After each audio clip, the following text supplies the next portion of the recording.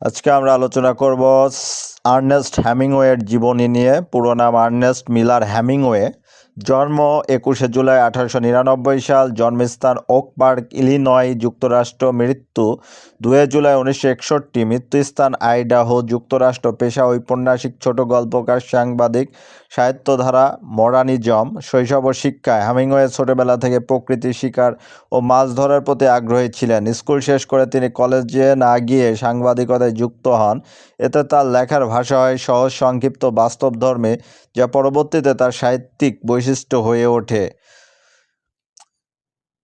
কর্মজীবন ও যুদ্ধের অভিজ্ঞতা। প্রথম বিশ্বযুদ্ধের সময় তিনি রেড ক্রসের অ্যাম্বুলেন্স চালক হিসাবে কাজ করেন এবং যুদ্ধে গুরুতর আহত হন। এই যুদ্ধের অভিজ্ঞতা তার অনেক লেখায় গভীরভাবে প্রভাব ফেলেছে। পরবর্তীতে তিনি ইউরোপে সাংবাদিক হিসাবে কাজ করেন এবং লস্ট জেনারেশনের একজন প্রধান লেখক হিসাবে পরিচিত হন।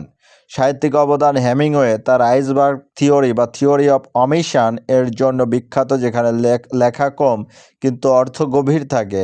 তার বিখ্যাত গ্রন্থগুলোর মধ্যে রয়েছে the old man and the sea 1952 সালে, এ ফেয়ারওয়েল টু আর্মস 1929 সালে, for whom the bell tolls 1940 সালে, দ্য সান অলসো রাইজেস 1926 সালে। পুরস্কার পান উনি হলেন পুলিৎজার 1953 সালে। কিসের জন্য এটা? The old man and the sea. Nobel পুরস্কার লাভ করেন 1954 সালে সারা জীবনের সাহিত্যকর্মের জন্য।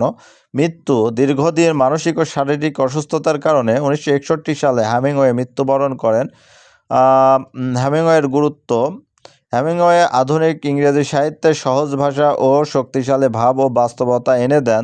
তিনি দেখিয়েছেন অল্প শব্দেও গভীরভাবে অর্থ প্রকাশ করা সম্ভব। এখন আমরা জানবো আর্নেস্ট হেমিংওয়ে সম্পর্কে যেসব কোশ্চেনগুলো খুবই গুরুত্বপূর্ণ। তার পুরো নাম ছিল আর্নেস্ট মিলার হেমিংওয়ে। জন্মগ্রহণ করেন 21শে জুলাই 1899। মৃত্যুবরণ করেন 2 July 1961। Nationality American. Literary period হলো modern age. Movement modernism. Lost generation. Profession novelist, short story writer এবং জার্নালিস্ট।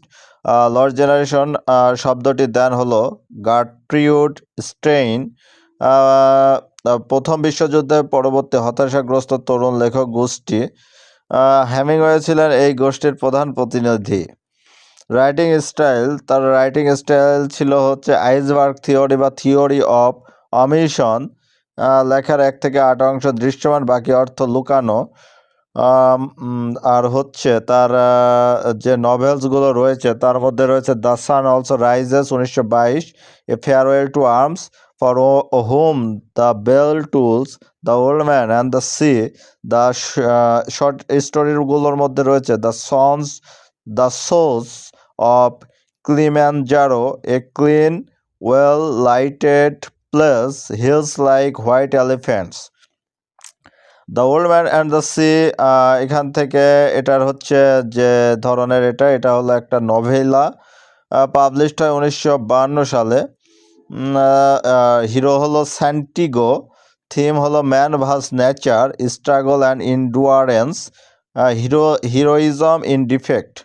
তো এই নভেল থেকে গুরুত্বপূর্ণ যে কোটটি আছে সেটা হলো a man can be destroyed but not defected. Awards. তার যে অ্যাওয়ার্ডস আছে, হেমিংওয়ের যে অ্যাওয়ার্ডস, সেটা হলো পুলিৎজার প্রাইজ 1953 সালে তিনি পান। কিসের জন্য এটা? The old man and the sea. Nobel prize পান 1954 সালে।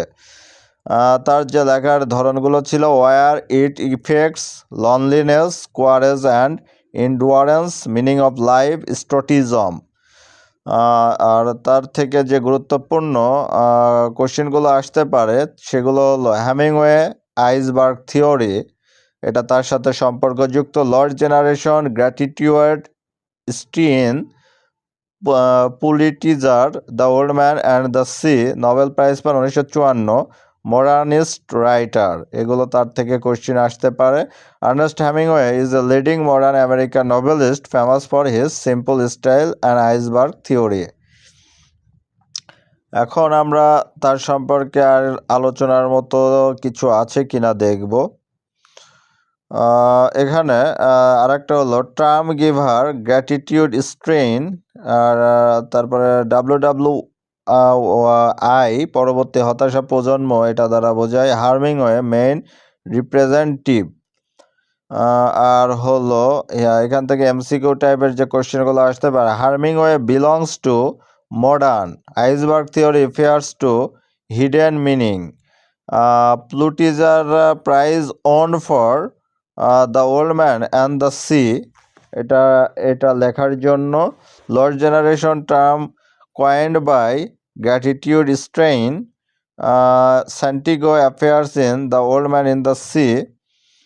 আর হলো এখান থেকে আসার মতো হলো